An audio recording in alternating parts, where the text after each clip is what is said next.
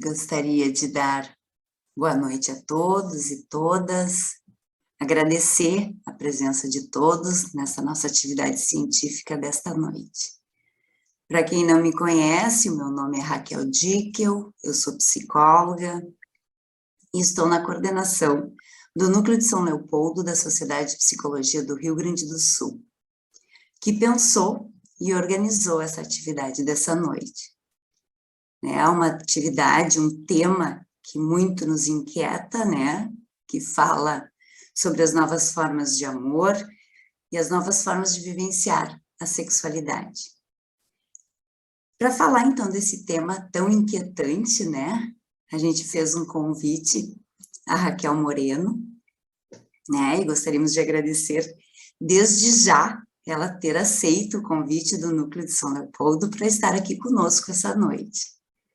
Né? Raquel, muito obrigada. A gente, então, nomeou, né, essa atividade de a multiplicidade dos enlaces amorosos. E para coordenar, então, a mesa dessa atividade, a gente fez um convite especial, né, a nossa colega e sócia, Lia Dauber, para estar junto com a Raquel nessa mesa, né? Então, nesse momento, eu gostaria de passar a palavra para a Lia, né? Eu gostaria muito também que a Lia pudesse se apresentar e apresentar a Raquel, né? A Raquel vai falar, vai ter um tempo de 30 minutos para falar, e depois a gente vai abrir, né, para uma conversa, para questões, né? Então, Lia, a palavra é tua agora.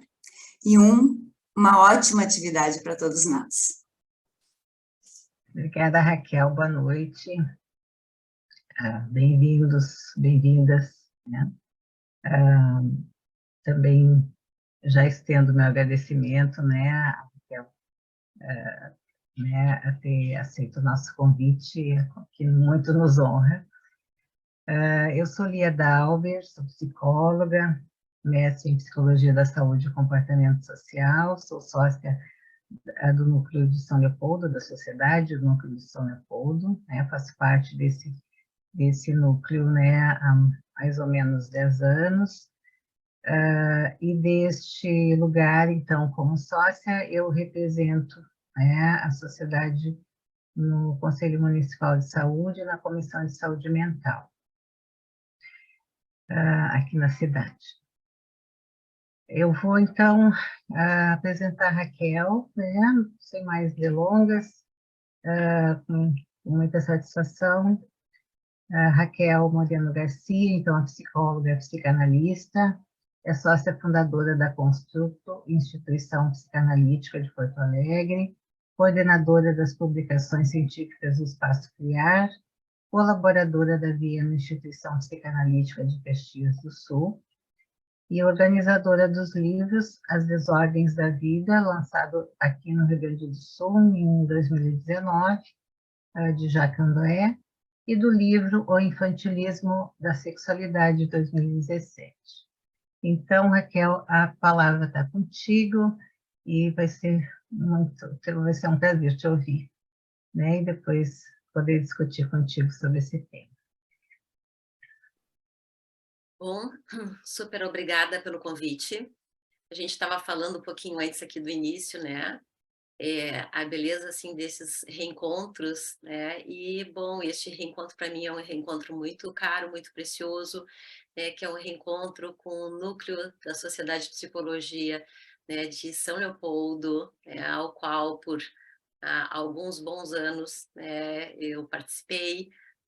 A gente estava conversando aí aqui, e a Cris dizendo, né, que desde os inícios ali, né, no tempo de fundação deste núcleo, que então, né, segue aí, né, forte, né, e produzindo, espaços, né, de intercâmbio. Então, né, parabéns ao Núcleo de São Leopoldo, da Sociedade de Psicologia, parabéns, gurias. E para mim é uma satisfação, é algo muito, é um acalento também poder estar aqui. E, bom, a minha ideia, assim, gente, é que a gente possa ter esse encontro como um encontro, né, de produção de pensamento, né? Produção de pensamento, né, sobre um tema, né, que é um tema tão importante, que diz respeito, né, à história da libido, né? Porque a história da libido, né, no sujeito, nos sujeitos, né, remetem, né, à questão, né, do amoroso, né, do ligador, e daquilo que, né, abriu passo para possibilidades, né, de transformação. Então, a minha ideia é que isso, né, que a gente possa intercambiar e que a gente possa conversar um pouco, e que eu possa trazer alguma colaboração, né, para alguma reflexão, alguma colaboração sobre esse tema, né, da multiplicidade dos enlaces amorosos. Bom, e ao mesmo tempo, hoje, num seminário, eu fiquei, né, acessei uma jovem colega, né, em formação, traz uma notícia muito triste, muito triste, muito séria, muito grave, né? Na Uganda, hoje, foi, então, decretado prisão perpétua ou pena de morte para os homossexuais. Algo inimaginável, né, nos nossos tempos. Então, foi algo que, sim, né, nós precisamos pensar, nós precisamos refletir, e nós também precisamos nos posicionar, né, diante, né, de atrocidades desta ordem, né, que atacam enlaces, possibilidades em enlaces amorosos, né, fora de uma norma, fora de uma normatividade, né, uma normatização. Então, eu quero conversar um pouco com vocês. Eu vou aqui seguindo o meu rascunho. Por favor, me interrompam, né, naquilo que eu fui pensando, que eu fui colocando aqui como um roteiro. Bom, para falar sobre isso, para produzir alguma reflexão sobre isso, eu quero dizer para vocês que eu busco, sim, né, fundamentos em Freud, em Jean Laplanche, em Sylvia Bleichmann, né, e outros autores que me abastecem, né, para pensar a questão desta multiplicidade, né, dos enlaces amorosos. E eu digo e brinco que eu tenho um tanto recitado um mantra, a Cris e o Lucas aqui já escutaram isso aí. E o mantra, que eu brinco, que eu recito, é que o eu, se constitui por investimento libidinal, amoroso, né, e pela possibilidade de perdas e renúncias. Então, eu quero dar um abuelo de pájaro, né, de uma forma muito rápida, né, sobre essa questão da constituição de um psiquismo, para que a gente possa pensar também sobre a multiplicidade, os destinos, as possibilidades dos enlaces amorosos. E eu vou, claro, buscar, né, e vou me abastecer em Freud. Então, Freud, em 1895, no projeto por uma psicologia científica, um texto, um documento neuronal, neurológico, nos inícios, e textos que fazem parte de um percorrido de Freud pré-psicanalítico, são os grandes textos do Freud, o projeto por uma psicologia científica, a Carta 52, Interpretação dos Sonhos. E Freud diz nesse texto: o desamparo inicial dos seres humanos é a fonte primordial de todos os motivos morais, éticos, o desamparo do ser humano. Então, esse ser humano que chega necessariamente passivizado, diante do mundo e diante do mundo interno do outro. O ser humano constitui-se pela ajuda alheia, pela assistência alheia, uma ação específica. Ação que transforma quantidades em qualidades. Tempos dos excessos, esses excessos que são motores da vida ou motores da morte. A ética dos primórdios, os primórdios da ética. Nessa ação específica, encontramos a dupla função que o outro, semelhante, em tempos do que Freud chamou de Hilflosigkeit, tempos de desajuda, esse pequeno ser chega sem conseguir efetivar qualquer tipo de ajuda, então a necessidade de uma assistência alheia. Então aqui nós temos uma ética enquanto modo como o adulto se coloca frente ao pequeno ser.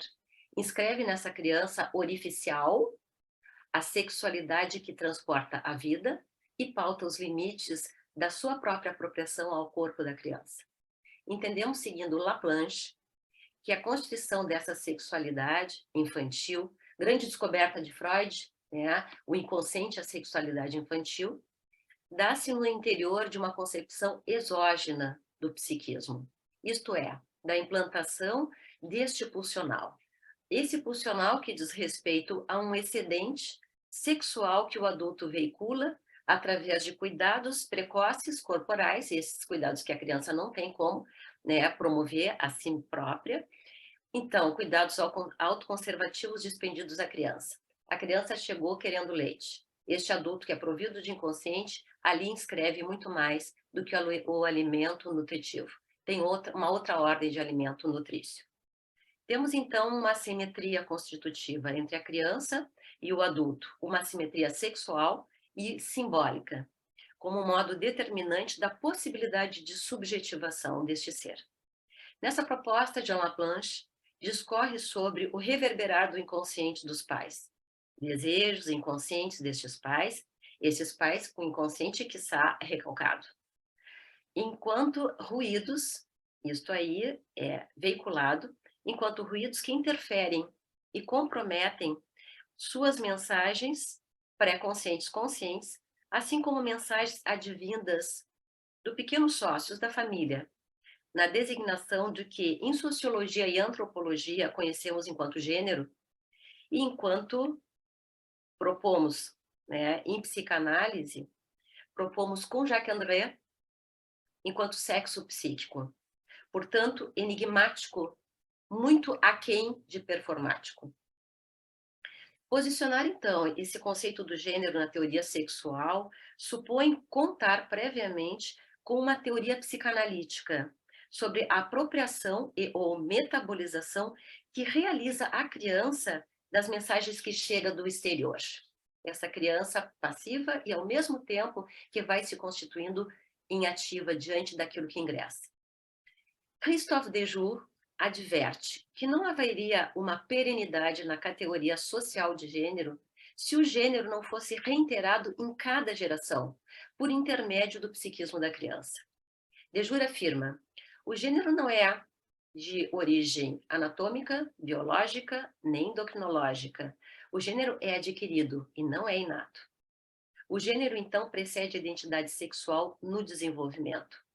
É o gênero que organiza o sexo e não o inverso.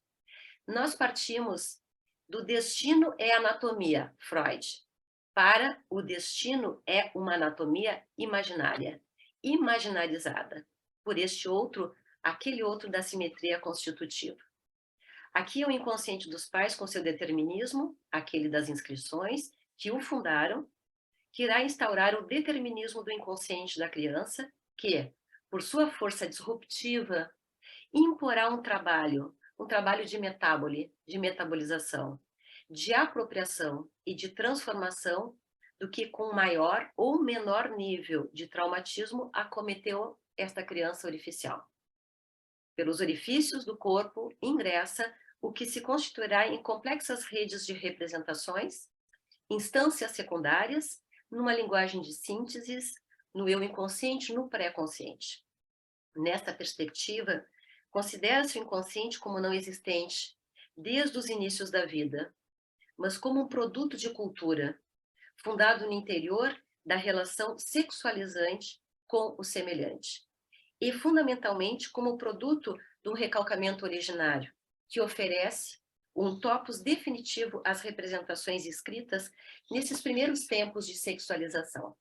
Estamos em aras daquilo que Laplanche nomeia enquanto a teoria da sedução generalizada, ou situação antropológica fundamental. É uma situação onde todo ser humano está inserido, na medida que esse ser humano nasce em completo processo de passivização. diante do mundo e diante do outro. Onde se deve buscar, então, aqui a origem da pulsão, qual seja uma criança submetida a uma intrusão representacional e econômica, na medida em que este adulto propõe mensagens transcritas a um nível pré-consciente e consciente e de sentido ignorado para si mesmo, efeito do seu próprio inconsciente recalcado. Trazendo este outro que excita, que subverte, um instinto, chegou querendo leite, recebeu muito mais do que o leite. Com um plus da sua sexualidade inconsciente, mas também aquele que possa cumprir a função humanizante, para além de sexualizante, humanizante, para além de traumatizante, nesses inícios tão incipientes, mas humanizante, provendo canais de derivação, de ligação, para tamanha voltagem erótica através de uma estrutura própria, egóico-narcisista. Em Laplanche, a situação antropológica fundamental. Segundo o autor, essa situação antropológica fundamental é a relação adulto-criança, adulto-enfant. Um adulto que tem um inconsciente tal qual a psicanálise descobriu. O inconsciente sexual, essencialmente feito de resíduos infantis da própria história. Os destinos, então, da pulsão são, então, destinos das estruturações sucessivas pelas quais o aparelho psíquico vai percorrendo até a sua complexização definitiva. Será a partir da função estruturante do outro humano, isto é, da função da alteridade como instituinte da subjetividade, que vai se delinear uma trajetória da pulsão neste psiquismo incipiente. Pierre Aulagnier, citada por Sylvia Bleichmann, propõe a árdua tarefa do eu em administrar um capital, o seu capital libidinal. O eu terá que conservar à sua disposição títulos de propriedade que garantam a ele e aos demais o caráter inalienável de seu espaço corporal e psíquico. Como empreender nessa tarefa com armas desiguais, desalojar esses seres arcaicos e fantasmáticos da própria história, que foram seus primeiros e únicos habitantes, este ser constituído de moléculas psíquicas. Cito Pierre: a tarefa do eu consistirá em transformar esses documentos fragmentários em uma construção histórica que aporte ao autor e a seus interlocutores a sensação de uma continuidade temporal. No processo identificatório, a cara oculta deste trabalho de historização, o qual transforma o inapreensível de um tempo físico em tempo humano, em história da libido. E assim, o infantil permanece eternamente vivo. Agora eu vou falar um pouco sobre uma psicologia, uma psicanálise dissidente. Falamos um pouco da constituição do psiquismo e tempos iniciais. Agora vamos para esta psicanálise, para essa psicologia dissidente. Ao hoje, mais do que ao ontem, se impõe à psicologia, à psicanálise, a saída do closet epistemológico. Uma psicologia, uma psicanálise dissidente, desviada, despatriarcalizada, desheteronormatizada, decolonial, que ultrapasse leituras canônicas e escutas defensivas, aquela das psicanalistas, psicólogos. Agora eu peço a licença e eu passo a palavra a Lin da Quebrada. E eu trago material de uma entrevista. Palavras de Lin. Sou uma bicha travesti. Atuo com o corpo. Música como performance, como grito. Bicha travesti é a dádiva em ter dúvida. Não ter certezas. Minha possibilidade de erros, de ocupação do meu corpo a ser invadido. Meu espaço de tentar entender quem eu sou, mesmo no campo afetivo, como identidade sexual, meus desejos, entender, desentender. Entendendo minha estética sem ser estática, neste espaço de bicha, travesti, entre ser homem ou ser mulher, ser eu. Uma linha tênue neste espaço que é bicha e travesti. Também que é inventar novas possibilidades do feminino, novas feminilidades viris, muito complexo. Estou feliz. Quando eu comecei a escrever, já estava fazendo performance. Sempre digo que ser artista não tem a ver com estar no palco, holofotes, microfone. Ser artista tem a ver com criar sobre a sua própria existência. Quando comecei a cantar, foi antes de eu escrever, e a primeira música que eu compus foi Bicha Preta, e eu ficava cantando na minha cabeça. Eu só fiz todas essas músicas para me sentir menos sozinha. Eram coisas que eu precisava ouvir. Eram coisas que eu precisava escutar para mim. Inventar em mim um lugar de forças. Exatamente por ser esta bicha travesti, este lugar do feminino no meu corpo que era proibido para mim. Parecia que por isso eu merecia estar sozinha. Então eu pego este lugar de fragilidade, transformo em potência, tudo que era então frescuras, e eu entendo como meus processos de libertação e cura. A gente merece ser amada. Mereço ser amada. Nós merecemos ser amadas. Porque o que está acontecendo é que a sociedade, e nós somos a sociedade, sem nos isentarmos, como se fosse algo fora de nós. Não, somos nós. A sociedade nos dá as condições mínimas de sobrevivência. A gente tem que cavar, buscar um mínimo de afeto, de dinheiro, o mínimo ou nenhum apoio familiar, emocional. Eu ressignifiquei a palavra resistência. É resistir. Tá vendo? Ela tem distúrbio de identidade de gênero. Justificam estes distúrbios, estas disforias, tendo estas estruturas que constroem a nossa dor e a nossa loucura. Esta sociedade que diz, tá vendo, é patológico? Ser trans é distúrbio, elas não batem bem. Aí sem afeto e sem amor. A gente tem que se inventar, ser resistente. Eles, e eu me pergunto, quem são eles? Nós, enquanto sociedade. Sociedade, essas pessoas cis, estas heteronormatividades que resistem a nós, à nossa existência. Nós somos irresistíveis e ficou insustentável para essa sociedade que não existimos, que somos loucas. O que faço com a minha música é que ela, como um vírus, que entra dentro das mentes brancas, cis, heteronormativas e civilizadas, e causa um tipo de bug, porque ela causa bug na própria minha cabeça, porque é a dúvida que eu coloco e que eu cultivo em mim, de não ter certezas, de olhar para o espelho e de ter a possibilidade de duvidar. Nossa, será que eu ainda sou esta? Quando construí esta imagem tão bem regimentada, me reconheço, meu reflexo no espelho. E o que significa sentir e passar pelos reais efeitos de ser quem se é? São das coisas que eu tenho pensado. É como se eu tivesse que inventar minha existência, nossa existência. Ela não está nos catálogos de identidades possíveis.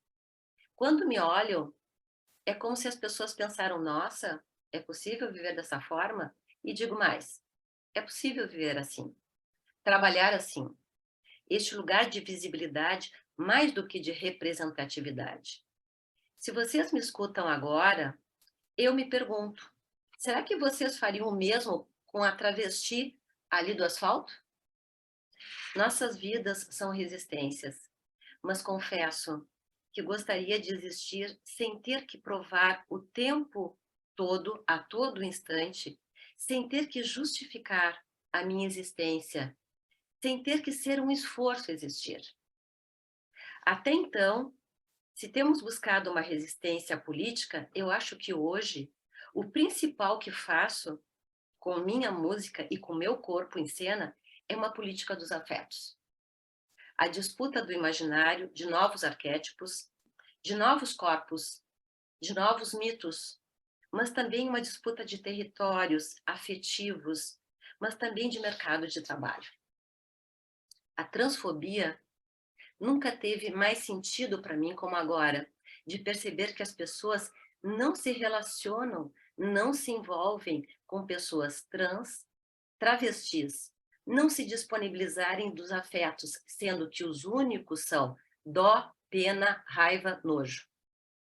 Como conquistar a possibilidade de sermos amadas? Como construir redes de afetos nossas? Quilombos dos afetos. Mais que seguidores, mais parcerias. De alguma forma, mais fricção do que ficção entre nós. Salve, salve. Meu nome é Lin, da Quebrada. Somos nós. Bom, eu agradeço a Lin. Tenho pouco a contribuir, temos muito a escutar. Pensar as dissidências sexuais enquanto processos identificatórios, práticas sexuais, formas de orientações de desejo em relação aos erotismos, a partir do complexo processo da constituição psíquica. Parece ser um rumo possível, uma psicanálise, eu diria, proteica. Inicialmente, a abordagem do tema fora realizada por um modelo articulado pela psicopatologia, por desenvolvimentos canônicos, e não através da metapsicologia. De interrogar a metapsicologia, e a partir de então estabelecer as conclusões psicopatológicas, caso necessário. Portanto, uma abordagem arraigada a laços ideológicos, uma psicanálise hegemônica. Em nossa própria formação de psicanalistas, psicólogos, fora transmitido, por exemplo, que a homossexualidade estaria homologada à perversão, e não enquanto uma eleição de objeto de desejo, de amor. A transexualidade condenada à psicose. Estamos, então, frente a obstáculos epistemológicos a serem removidos. Estes implicando em um grave risco para a psicanálise e para a psicologia em se aliançar a discursos repetidos em coro sobre que em Foucault era o anormal, o monstruoso das dissidências. Abordagens comprometidas com a psicopatologização, criminalização, reincidindo em violências históricas, haja visto hoje a notícia, pelas quais estes coletivos, esses existenciários, têm padecido, como nos aporta com maestria Facundo Blaster, estudioso, amigo, que muitíssimo abastece o pensamento psicanalítico, subsidia as minhas sínteses na abordagem sobre as dissidências sexuais e os enlaces amorosos, a multiplicidade dos enlaces. Por aí tomamos um rumo muito distinto da compreensão sobre a constituição do psiquismo. É um outro rumo, a partir desta constituição da sexualidade, fornecida pela metapsicologia, a partir do descobrimento subversivo de Freud do inconsciente, da sexualidade em seu infantilismo. Algo muito diferente de processos ideológicos, de processos canônicos. Sylvia Bleichmann adverte: como em psicanálise sustentar os paradigmas norteadores, desprendendo-se daqueles laços que são limitantes e defensivos. Invocamos o pensamento de Sylvia com a sua fundamental potência para a compreensão desses novos enlaces, com vistas a que se supere a tendência psicopatologizante. Como se referir a transtorno de gênero, identidades sexuais, sem que se advirta sobre por que razões uma sexualidade dissidente da norma mereceria tal consideração ou tal desconsideração? Recuperar a perspectiva da metapsicologia, da plasticidade libidinal, sobretudo em nossas práticas clínicas, em nossas escutas clínicas, para que não se reproduzam enclausuramentos pelos quais padecem desde há muito tempo esses existenciários. Lembremos As mutações do contexto das produções de subjetividade sexuada inimagináveis nos últimos 15 anos. Rápidas foram as transformações, em 10, 15 anos, avanços sociais, culturais, em pouco tempo empurrados por movimentos feministas, por grupos articulados. E aqui se faz imprescindível recorrer a uma diferença substantiva entre o que é produção de subjetividade e constituição do psiquismo. Produções de subjetividade em todo o seu conjunto de dispositivos históricos, sociais, aos quais, não sendo objeto especificamente do nosso trabalho, devem ser considerados, e pela psicanálise e pela psicologia reverenciados, por se constituírem em objetos de investigações sociais, etnográficos, antropológicos, estudos literários, estudos queer, teorias decoloniais. É uma sorte de plexo, trama que detecta cada uma dessas transformações, em cada um desses discursos, o intento em capturar algo dessas transformações, né, que a cultura aporta. E estes discursos interpelam as certezas psicanalíticas, arregamentos psicanalíticos e psicológicos de compreensão deste ser humano, desconsiderando a história da libido, desconsiderando a singularidade e enclausurando em processos canônicos, defensivos e ideológicos. Nos modos de produção de subjetividades sexuadas, a mais significantes, se faz mais difícil encontrar formas de nominação que contemplem aos indivíduos e a necessidade, reparem, de serem reconhecidos por enunciados que os definam individualmente. Há mais siglas para designar singularidades. L, G, B, T, T, Q, I, A+. Assim, uma multiplicidade de sexualidades, assexuais, bissexuais, transexuais, travestis, intersexuais, não binário, enfim, dispersões e ambiguidades. E as produções de subjetividades têm posto um grau de dispersão, frente à fratura, fragmentação, atomização, dispersão dos imaginários. A psicanálise, a psicologia, aspira a certa generalidade que transcenda determinações de época. E é interessante essa problemática, porque nós não estamos dispostos a renunciar à psicanálise, à metapsicologia, à psicopatologia, para seguir discursos de época, mas para pensar desde essas perspectivas psicológicas, psicanalíticas, alguns aspectos da época, em que medida a época mostra no interior das nossas teorias aquilo que são lastres e arraigamentos ideológicos, ou que ordem de impregnações históricas forjaram a nossa frágil compreensão psicanalítica e psicológica. Como sustentar, enquanto eixo vertebrador para a compreensão da sexualidade humana, o regime da diferença sexual anatômica, pênis-vagina, como se a sexualidade pulsional, polimorfa, fosse regida pelo real do sexo biológico, em uma sorte de essencialismo que arrasaria as condições metabólicas da história da libido, como bem propõe Laplanche. No binarismo, a chave de uma tão pobre compreensão. De teoria sexual da criança diante dos enigmas da vida, elevada à teoria sexual psicanalítica. Se a diferença sexual se apresenta como uma teoria sexual infantil que se converte em teoria geral da psicanálise e logo em modelo paradigmático da compreensão da realidade, a teoria se converteu em mito, e o mito é incontestável.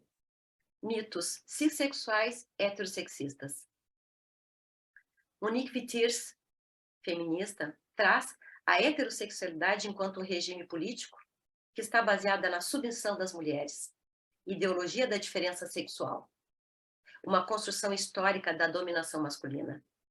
Além de uma eleição de objeto, um regime político no qual certos setores da psicanálise coincidem. Somos psicanalistas, somos psicólogos, somos sujeitos históricos, atravessados por determinações de uma época, e também assumimos o compromisso por uma escuta ética do sofrimento psíquico. Em Freud, o complexo semelhante. em Bleichmann, a constituição do sujeito ético. Então, aqui nós temos a concordância daquilo... Antes, eu quero ler. Bachelard, citado por Bleichmann em uma epistemologia crítica, aponta obstáculos epistemológicos. E quando estamos diante de obstáculos epistemológicos, temos que repensar os tais obstáculos. Entre sexo designado e identificação de gênero, é o modo pelo qual alguém se coloca com respeito às identificações, que propõe a contraposição ao masculino, ao feminino, tem que estar em concordância? Concordância que está forjada pelo sentido comum. E sabemos que nenhum ser humano se recobre de uma maneira harmônica e isenta de conflito a identificação de gênero com o sexo designado, para alguns mais confortáveis que o outro. Jacques-André propõe: o senso comum sabe do que está se falando quando a gente se refere à sexualidade. O psicanalista, ele não sabe muito mais do que o senso comum. Não por ignorância, mas porque se vê diante de um enigma para o qual não tem a última palavra a dar. Em duplo desarrimo do instinto, em proveito da pulsão, do genital, em proveito do polimorfismo da sexualidade infantil, o sexual perdeu a sua clara definição. E aqui eu citei rapidamente um texto do Freud, o Freud que aborda um texto em 1921, a homossexualidade, um caso de homossexualidade feminina. E ali nós temos, eu coloco, né, que nós temos um Freud queer, onde o pai da paciente, este texto, né, o Inácio e eu, nós trabalhamos no livro que está no prelo, está aí no forno, sobre as identificações, e a gente vai trabalhando um pouco sobre esse texto, quando Freud diz assim que, bom, o pai pede uma psicanálise por encomenda, né, e que ele, então, fizesse, nos nossos tempos, uma cura gay. E o Freud diz para este pai da paciente, bom, primeiro eu vou ter que ver, porque ela não tem nem condições, ela não cumpre os requisitos nem de uma neurótica, então vamos ver o que vai sendo possível, né, fazer pelo fato de que ela não está dentro, regida por aquilo da moral sexual vigente na época, né? Com relação a isso eu não tenho o que fazer, né? Então é algo, o próprio Freud diz assim, olha, o mistério sobre a homossexualidade não é tão simples como no senso comum. Uma alma feminina e um corpo masculino, ou uma alma viril atraída pela mulher e um corpo feminino. E aqui no final deste texto é belíssimo, quando Freud vai trazendo. Aqui não temos uma... ele faz uma apreciação e é precioso no final do texto, quando ele introduz, desde uma perspectiva da metapsicologia, uma diferenciação. Talvez a única vez que cita de forma contundente esta abordagem que é precursora dos nossos estudos. Nos diz que a bibliografia até então, sobre a homossexualidade, não pode distinguir sobre a eleição de objeto por um lado e a atitude sexual pelo outro, o que seria o gênero. As identificações de gênero que definem as atitudes sexuais masculino e feminino se confundem em demasia. E, por outro lado, como se um determinasse o outro, eleição de objeto define a identificação de gênero, Freud diz, a experiência nos mostra o contrário. Então, ele diz, se trata de 3 séries de caracteres para pensar, isso está no final do texto, a constituição sexual do sujeito, onde temos que incluir, em primeiro lugar, o caráter somático, sexo. Em segundo lugar, o caráter sexual psíquico, atitude sexual feminino-masculina, identificação de gênero. E, em terceiro lugar, os tipos de escolha de objeto. E aí ele diz, olha, até certo grau, variam com independência um do outro e se apresentam em cada indivíduo dentro de múltiplas permutações. Uma composição, então, a ideia de que a constituição psíquica em termos sexuados, ganha a gestalt de um mosaico, conjunto de determinações da constituição sexual que dá por resultado um certo composto identificatório. Nesta mesma época, Freud é interpelado por Ernest Jones, quem desejaria excluir da formação em psicanálise um médico holandês por conta da sua homossexualidade. Freud: uma admissão requer o exame das qualidades do candidato, não sua escolha de objeto sexual, sua vida afetivo-sexual. Paul Preciado, diante de uma plateia de psicanalistas e psicólogos em Paris, propõe que esta psicanálise que tem recorrido ao regime da diferença sexual, uma ideologia da diferença sexual, refere a uma epistemologia política dos corpos, concepção da sexualidade desde uma normatividade binária. E pergunta se os psicanalistas ali presentes, se eles estariam dispostos a sair do closet, da norma. E diante de uma plateia de psicanalistas, ele propõe: eu não peço aos psicanalistas aqui, homossexuais, para saírem do closet, inclusive se isto lhes faria bem, mas são os psicanalistas heterossexuais em vocês, ao imaginário hétero, que se constitui a totalidade desta sala, que é que necessitam sair do closet da norma para alcançarem uma escuta. Referem-se a certos psicanalistas que leem, escutam e intervêm na clínica sobre as sexualidades e sobre as multiplicidades a partir deste imaginário heterossexual, reforçando imaginários repressivos, produtores de incremento de sofrimento psíquico. E por aqui, e entre nós. Eu lembro Tiresias, quiçá o primeiro trans da mitologia. Ao dirigir-se a Édipo, ele profere: de todos os modos o futuro chegará, ainda que eu o cale. Calar o que é não evita que o que é seja. Finalizo, então, colocando para vocês que a clínica, ela demanda ao psicólogo, à psicóloga, ao psicanalista, à psicanalista, ela é sempre ativa. Ela é fonte inesgotável de trabalho interno desta dupla, na busca de saídas dos labirintos da compulsão à repetição, no encontro de sentidos ou novos sentidos para a existência. A clínica testemunha os limites entre o eu e o objeto, do familiar e do estrangeiro, onde o psicólogo, o analista, é convocado graças à descoberta sobre a sua humanidade, que o retira do templo das divindades, pois que ele é vivido pelo sexual, o seu. A clínica nos desperta do nosso torpor, nos chama a honrar a vida, a nossa e a do outro. A psicanálise, a psicologia sempre dá repetição, mas a nossa clínica que seja da neogênese.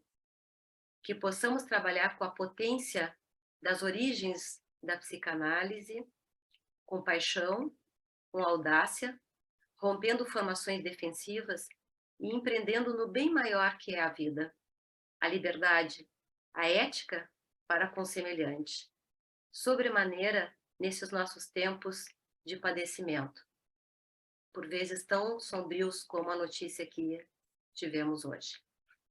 Salve, salve. Obrigada.